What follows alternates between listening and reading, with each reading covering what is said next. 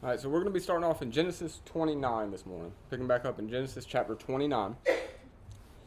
So, as many of you know, we've been just working through the Bible, line by line, verse by verse, chapter by chapter. So, we've left off right at the end of chapter 28 last week.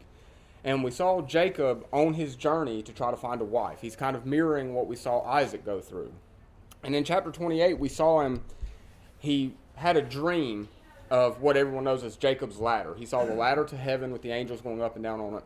And we just want to remember that that's symbolic of Christ. That's what it's showing us. Our way to heaven is Christ. That's what that ladder was to represent, was Jesus. So Jacob's on his journey to try to find a wife, and we've seen him stop over, and now he's going to continue on that journey. So Genesis chapter 29, and we're at verse 1. So Genesis 29, verse 1. Then Jacob went on his journey and came into the land of the people of the east. Okay, now this seems to be a very simple verse here, right? He's going on his journey, he's going to the land of the people of the east. But we've talked a lot about the different literary devices in the Bible, the different phrases that are used. And so I wanted to touch on something here because it may help us as we get deeper in the Bible and get to more complicated chapters. So when we see there it says, then Jacob went on his journey. If they had just translated that straight from the Hebrew, that actually would have said the Hebrew idiom used there is that Jacob lifted up his feet. So if it was just a straight translation, it would say, then Jacob lifted up his feet and came into the land of the people of the east. When I think about what that would make us see in our minds, that, okay, he lifted up his feet. All of a sudden, he's lifted off the ground and he's floating across the Jordan River. And no, it just means he's walking. He's on a journey. So this one's pretty simple to understand, but I want us to get in the habit of understanding these phrases so when we get to complicated books like Proverbs and Daniel and Revelation, that we know how to take these tools and use them when we get to those parts. Now, where it says that he goes to the people of the east here, that's a Hebrew word that's kadim. It's used for just a generic designation for the location east of Canaan. So it's beyond the border of the Jordan River. So this doesn't tell us a specific place or specific people. We have to study the verses around it, the whole chapter, to understand where he's going. So again, just one of those tools we can use as we get into more complicated verses. So Genesis chapter 29, verse 2 here. And he looked, and behold, a well in the field, and lo, there were 3 flocks of sheep lying by it. For out of that well they watered the flocks, and a great stone was upon the well's mouth. Now, we talked about this Thursday, a Bible study, right? That there are certain words. It's a literary device called asterismos. That is just a complicated word to say, this word is pointing you to something important. Now, we talked on Thursday, there's 2 in here.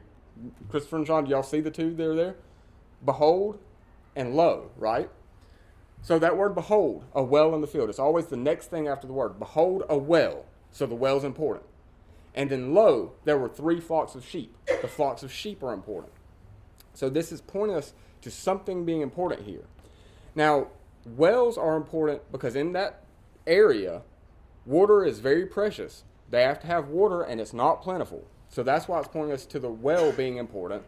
But we also know that Isaac met his wife at a well. We're going to see that reflected in Jacob here as well. But then why are the 3 flocks of sheep important? So what would happen here is this well in particular, they're gathering all of the flocks together, and they will water all of the flocks at one time. Because water was so precious to them, they wanted to have everyone there to water their flocks at the same time to keep everything fair. So we're going to see that kind of repeated as we go further in this chapter. So verse 3, and thither were all the flocks gathered, and they rolled the stone from the well's mouth, and watered the sheep, and put the stone again upon the well's mouth in its place. Now in the King James, when we read this, it sounds like they're actually giving water to the sheep here. If you're reading in like an NIV, it may read a little different, and you'll actually get a better representation of this verse. They are not watering the sheep in this verse. This is just telling us this is how they would do things. And that will make sense because when we get a few verses down, we're going to see Jacob water the sheep. So why would he give water to the flocks if they've already done it? This is just telling us this is the normal order of events here. That they would gather the flocks and then they would all water the flocks from that well together. So verse 4. And Jacob said unto them, my brethren, whence be ye? And they said, of Haran are we. So he's asking, where am I? Who are you guys? And they tell him, you're in Haran. You've made it. Now, Zach had a map that he used last week. I'm going to bring this map back up. So we'll see it here on the slide. I know it's kind of hard to see, but about there right down here at the bottom is where he left off in chapter 28 last week. Now you see this line goes all the way up to the top, and that top point is Haran. So we see how much further he's traveled now. This was a journey of around 400 miles. So Jacob didn't just go across town looking for a wife. When he was told to leave Canaan so that way he could find a wife of the righteous bloodline, he made a journey of 400 miles to make sure he was getting away from that corrupted bloodline of the Canaanites that had mixed with the Rephaim and the Nephilim. So I just wanted to show that, to show how far Jacob was willing to go to follow God's plan for him and what the family had and follow what Isaac and Rebekah wanted from him. Because remember, Esau took wives of the Canaanites, and it said that broke his mother and father's heart. He wasn't supposed to do that. So Jacob's doing the right thing here. So then back to verse 5 here in chapter 29. And he said unto them, Know ye Laban the son of Nahor? And they said, We know him. Okay, so we've hit on this a couple of times. We talked about it on Mother's Day, how I think that sometimes this is better that they only had a few words for family. But this word son here, Laban was not the son of Nahor. He was the grandson of Nahor. In Hebrew, they didn't have words for grandson and nephew and great-grandson and all these things. They just used a few different words. And it's another literary device that's used as taking a part to represent the whole. Son being used for all male descendants. If you're a male descendant, you're a son. Whether you're a grandson, great-grandson, whatever, it doesn't matter. So we'll take a look at the family tree in just a minute so that way we know we're not missing anything. But names also mean something. Laban here means white, glorious, the root meaning to be white or to be clean. Now what's the significance of that? The significance is that he's found Laban, and this is how he knows that he's in the right place and he's got the righteous bloodline. He's found his kinsman and who he should marry to. That way the bloodline stays pure for Christ to come through. Because remember, that's why we study all of this. This is all for the bloodline that Jesus would come through, and it had to be pure. It could not be mixed with the fallen angels. So that's why that name, meaning to be clean, signifies something there. Now this next slide, this is going to be a little hard to show, but I can give this to anybody that wants to look over it. But I just wanted to show that we have these family trees that show the generations, and we can see that Laban was not the son, he's the grandson. They skipped over Bethuel. So we actually have this laid out if anybody needs to look at it, if it would help you. To me, I can read the verses where it says so-and-so begot so-and-so begot so-and-so, and it is just mud in my mind. But I can look at this and it's clear. So having that visual representation helps me. So if anybody needs that, just let Zachariah know. We can get that to you. So now back to verse 6. And he said unto them, Is he well? This is Jacob asking about Laban. So saying, Is he well? And they said, He is well. And behold, Rachel his daughter cometh with the sheep. Again, that word behold being used for emphasis. And behold, Rachel. Rachel's important. That's what that word's pointing to there. So he's just asking, how's Laban? They say, oh, he's doing well. Actually, that's his daughter coming right there. Verse 7. And he said, Lo. That word lo, again, pointing emphasis. It is yet high day. So it's around midday. So it's important that we know what time of the day this is. Neither is it time that the cattle should be gathered together. Water ye the sheep, and go and feed them. So it's the middle of the day here, and he's saying, we'll find as we go further and further, that Jacob's a pretty good herdsman. And he's saying, why do you have all the sheep here at the well? They should be out in the pastures. They should be out grazing. Why are you all gathered here? Well, again, we know they're waiting to water the sheep.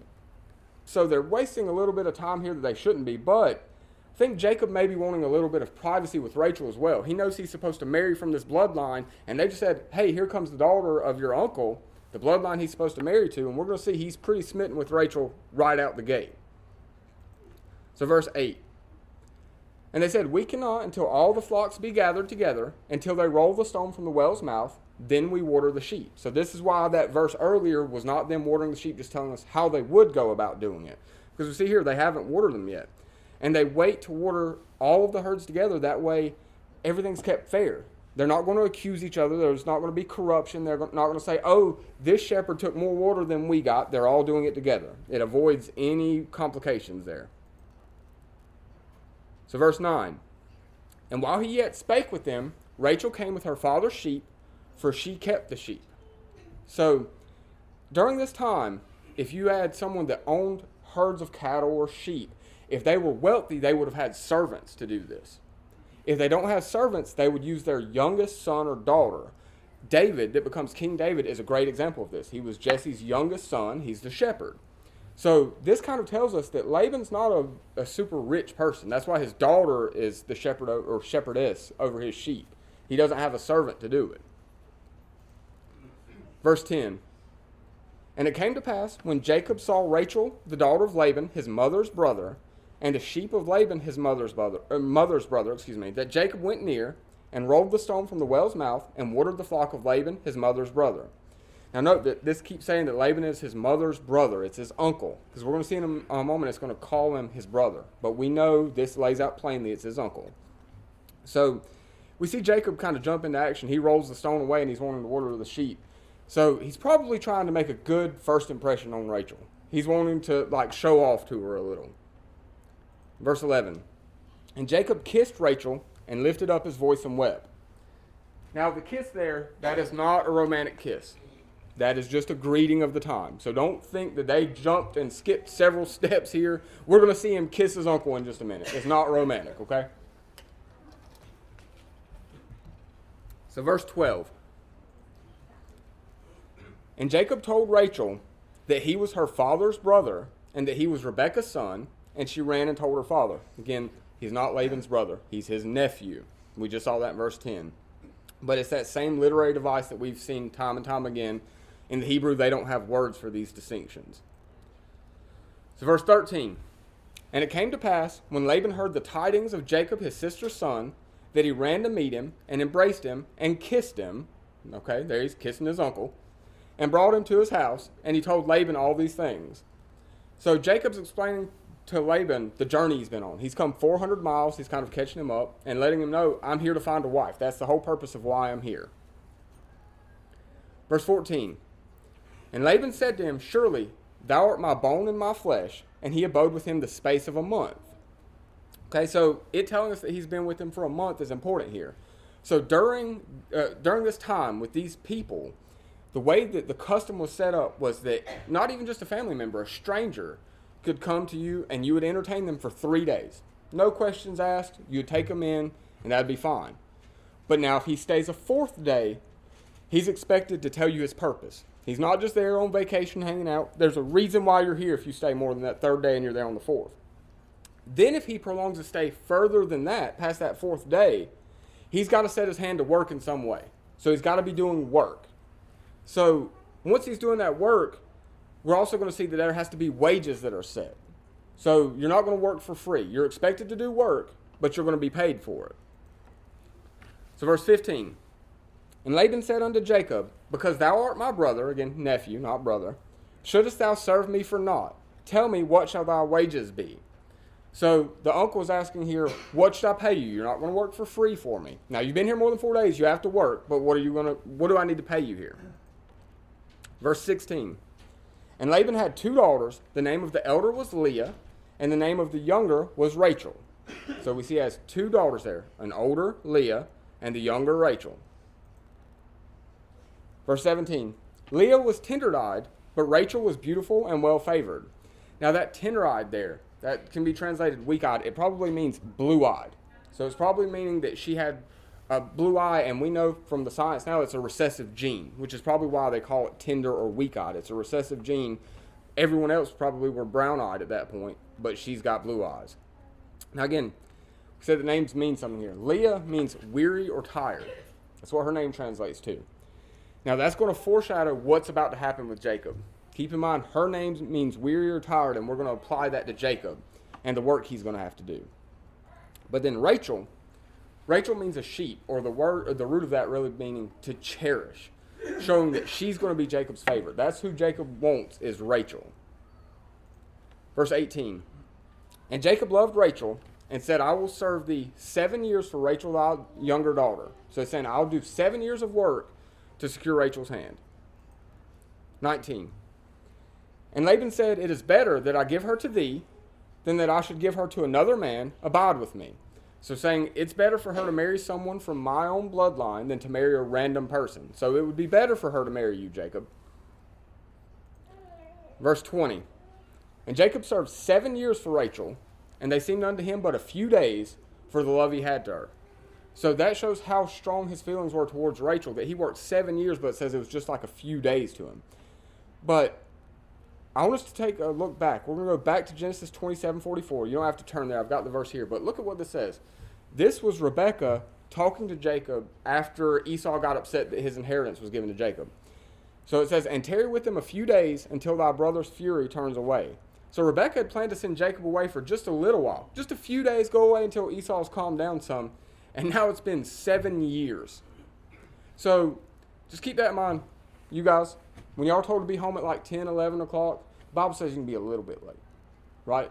It's okay to break curfew just a little bit. Don't tell your mama I said that. Okay, and then in Hosea 12:12, we see that Jacob's servitude is referenced to what he did for Rachel here. So Jacob fled into the country of Syria, and Israel served for a wife, and for a wife he kept sheep. So in Hosea, this is going to be referenced back to here. So just keep in mind that these admits are important. This is building the foundation of blocks we're going to need all the way through the Bible. So back to Genesis 29, verse 21 here.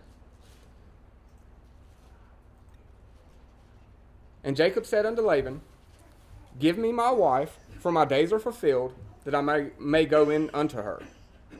So he says, give me my wife. So this is consistent with their cultural views in the Near East, that once a woman was betrothed, she would be called a wife. We talk about the different words that they use for family, that we have more distinctions now.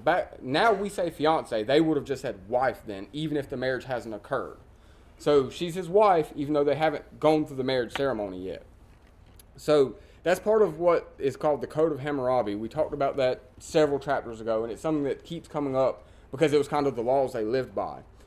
Now, at the end of that verse, that I may go in unto her, depending on the translation you're reading, you'll probably see what that really means there. That means to go in and to be intimate. So that means they're wanting to lay together as man and wife. So that's showing you Jacob has waited 7 years. He's probably a little impatient waiting on this now, right? So he's telling Laban, hey, I've completed my 7 years. It's time. So I've got a verse here from Deuteronomy. This is chapter 20, verse 7. That this is referring to that Code of Hammurabi that showed us that a wife would be called a wife even before the ceremony. And what man is there that hath betrothed a wife and hath not taken her? Let him go and return unto his house, lest he die in the battle and another man take her. So I just wanted to look at that verse to show that they're called a wife even if the wedding has not taken place yet. So Genesis 29, verse 22 here. And Laban gathered together all the men of the place and made a feast. So now they're about to have the wedding ceremony. They're actually going to have the marriage happen. And we're going to see that he's gathered a little bit of wealth. And more than likely that's because of Jacob working for him and the blessings of God coming through. Verse 23. And it came to pass in the evening that he took Leah his daughter and brought her to him and went in unto her. So we should notice something really quickly there. He's worked 7 years for Rachel. But then they're having the feast. They're having the wedding. They're all drinking wine. And instead of getting Rachel, he gets Leah. And it says he went in unto her, that's that same phrase, to be intimate with. So now he has consummated this marriage with Leah. Now, Zach talked about what happened with Jacob and Esau and the transfer of the inheritance. This is almost a mirror of that, just flip-flopped. We had, when Esau was the oldest and was supposed to get the inheritance, Jacob went in disguise to take it. Well, now, instead of the younger being the one that gets married, we're seeing the older go in, wearing the wedding veil so she couldn't be recognized, and being deceiving to where now he's married the wrong woman. So this is a direct mirror of what's happened with Jacob and Esau. Verse 24. And Laban gave unto his daughter Leah Zilpah his maid for an handmaid. So giving the bride a servant was, again, a custom back then. You'll see it in all Mesopotamian literature as part of the Code of Hammurabi. Now, the reason that they did this was the man controlled all the servants. That was just part of the role. But the handmaiden that was given to the bride from her family was her servant. That handmaid didn't answer to the husband. The handmaid answered to the wife. So this was directly her servant. Verse 25. And it came to pass that in the morning, behold, it was Leah. And he said to Laban, What is this thou hast done unto me? Did I serve with thee for Rachel? Wherefore then hast thou beguiled me? So again, that word behold, pointing us to something important. Behold, it's Leah. So if you didn't catch it from the earlier verses, catch it now. This was not Rachel sent to him, it was Leah. So he's been given the wrong woman, And again, they went in and were intimate together. The wedding is consummated. It's done. This is his wife now. So verse 26, this is Laban's excuse for why this happened. And Laban said, "It must not be so done in our country to give the younger before the firstborn." So he's saying the tradition says I can't give you Rachel till Leah's married. So he's kind of pointing the finger to Jacob and saying, you don't have a right to be angry. You should have known this is the custom. This had to go this way. So he's being very deceiving here. He took advantage of Jacob and is falling back and kind of hiding behind the customs of the time. Verse 27, "Fulfill her a week, and we will give thee this also for the service which thou shalt serve with me yet 7 other years." So this is saying complete the 7-year marriage, the 7-day marriage celebration. So that way Leah gets her complete wedding here. And then I'll give you Rachel to be your wife. Now, he's not going to make Jacob wait the extra 7 years. He's saying you can go ahead and have her as your wife, but then you owe me the 7 years of work here. So this is why it was important to know that Leah's name means weary or tired. Because Jacob is going to have to work double the amount of time he thought he was going to get Rachel. Instead of 7 years, he's going to have to work 14. So Leah's name being weary or tired, again, foreshadowed that this was going to happen. Verse 28. "And Jacob did so, and fulfilled her week, and he gave him Rachel his daughter to wife also." So again, he's taking Rachel here, and it's a popular mistake to think that he doesn't get Rachel till 7 years later.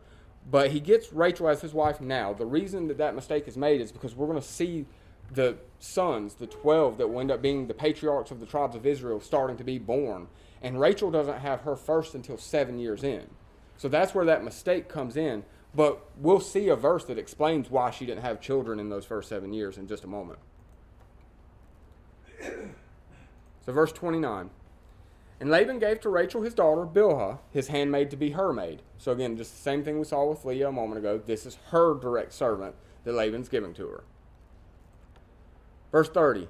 "And he went in also to Rachel, and he loved also Rachel more than Leah, and served with him yet 7 other years." So that verse there should tell us he didn't wait till the end of the 7 years, because it says he went in also unto Rachel. Again, that phrase means to lie with as a wife, to be intimate with. And that wouldn't have happened without them already being married. So that tells us he didn't wait the 7 years. He's paying the 7 years after he's gotten a wife. Verse 31. "And when the Lord saw that Leah was hated, he opened her womb, but Rachel was barren." So this lets us know why Rachel didn't have children in those first 7 years. She will have children, but not until that 7 years is paid. And this is why. And now that word hated probably would be better translated as unloved. Jacob doesn't have ill will towards Leah. He doesn't hate her. He just loves Rachel more than her. So don't think that he was just like a terrible husband to Leah or anything like that. He just loved Rachel more. But again, he didn't choose to do this. This was kind of Laban's deception that put him in this situation. Verse 32. "And Leah conceived and bare a son, and she called his name Reuben. For she said, Surely the Lord hath looked upon my affliction. Now therefore my husband will love me." So she's saying, I've had a son now. Surely Jacob's going to love me. And we talk about names again.